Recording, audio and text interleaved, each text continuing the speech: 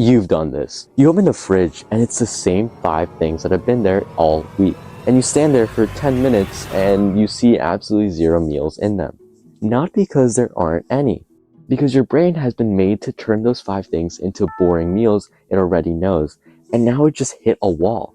That's not a cooking problem, it's an imagination problem. And honestly, nobody's imaginative when they're hungry. So, I gave your fridge a fresh set of eyes. You take one photo of those exact same 5 things, and 15 seconds later, it shows you real recipes you genuinely didn't know were in there. Same ingredients you've been ignoring, a meal you didn't see. It's called Cooksnap, and the waitlist is at cooksnapapp.com. We are days from launching. Don't miss it.